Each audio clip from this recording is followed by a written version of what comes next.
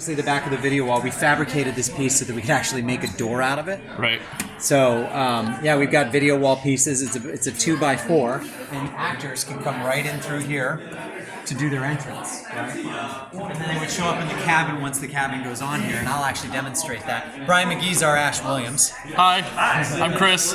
Hi, Chris. But yeah, this is the set. This is the whole setup. And there's, okay, so this is like, what is this made of exactly for that to project through? It's not projections, it's LEDs. Okay. These are all little tiny LEDs. Oh my god. So each one of these, it's called a P3 video wall. Essentially, it's basically 3 millimeters in between each one of the LEDs. Okay, wow. And if you want to get real technical and like just for your personal knowledge, each one of these panels is 192 by 192 LEDs. Okay. And everything that we actually project, or everything that we actually put onto this TV is native resolution, 100%. So Holy this cow. is, if you're looking across and you're making a monitor out of this, it's a 2304 by 768 monitor. Gotcha. But that's the native resolution. And this floor is what they call a P10 floor. And so this is 60 by 60. So we're going to be able to do a 300 by 300 resolution floor on here. Cool. At the same time that we're doing this. Gotcha. I wish that the technology would get better on the floor so that we can actually match the... I'm trying to get all my video in now so that way it's not like I'm one of those people at a concert that's videotaping the whole thing. Oh, That totally. drives me crazy. A couple snapshot pictures, but I'm like, no, go see the thing.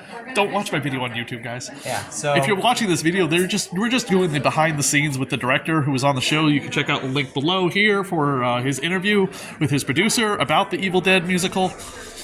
So this is our air tank. And what we did was we created a loop of the air tank. Dennis Schneider, who's our tech director, actually made this piece right here that allows us to fire it off using QLab triggers. Okay.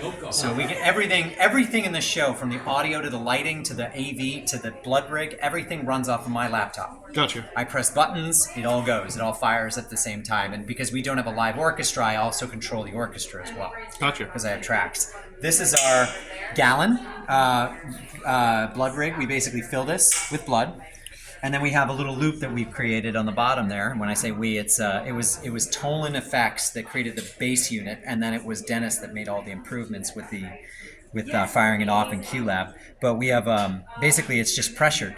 You put pressure into here, you put all the blood into here, you seal it, and then when you are ready to go, you just press the solenoid. You open the solenoid, and it spits out blood everywhere. Oh, that's fantastic. Yeah. So depending on the PSI you have there, that's what determines the throw length. Gotcha. So if you have too much PSI, it's going to be able to reach the entire back of the wall. So you got to dial it back in many cases with a theater like this because it's not very big. And these are the costumes for Ash and who- Obviously, the S-Mart Yep.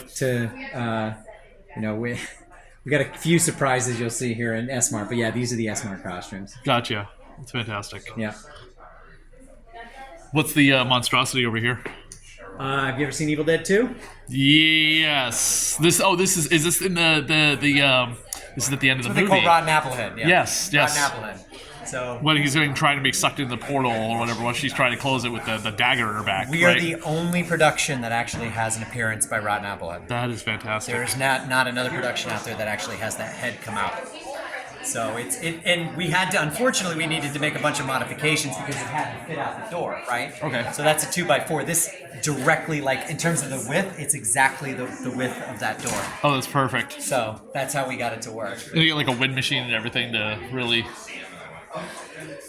Oh, So perfect. that's the fan. So when the portal actually happens, we turn the fan on. So he's actually like feeling the pressure and he's not having Wait to till worry you about. see that Okay. scene. I'll show you. When you see that scene, you're gonna be like, "Holy shit! Like, what's going on?" Oh, the creepy Creepy rocking chair. rocking chair. Yes. Makes a couple of appearances. That's fantastic. That rocking chair always creeped me out whenever I saw the movie for the first time. What's funny is I was a very late bloomer to the Evil Dead. I didn't really discover it until I was like 18 years old. Yeah. I had seen like images of Army of Darkness and tried to watch it, but I didn't have a lot of context for it. So it took me a while till I think the DVDs came out in like 1998, and then I was like, okay, well, let me see what this Evil Dead thing is, because I love this actor from Briscoe County Jr. Yeah, of course. That's funny that you went that way. And that's how I backwards into it. And then That's I found funny. out that guy was going to direct Spider-Man or whatever a year Same later. way, yeah. I really went hardcore. So That's awesome. That's awesome. What's up? So when he has to read for Nobu the second time, he's telling out that bomb because not hear that click of the tape recorder. So now No, I'm there is typing. no click. Oh, so what's The second time there's no click. So how does he know when just as soon as you see Ash with the So we are again behind the scenes, backstage for the Evil Dead musical. Please make sure you like, subscribe, and comment on the Radio Horror YouTube channel as well as the other videos here. Please check out the interview with the directors and producers as well. Thanks everybody, and check out the Evil Dead musical wherever you can. It's playing here at the Boston Center for the Arts from January 25th to February 25th.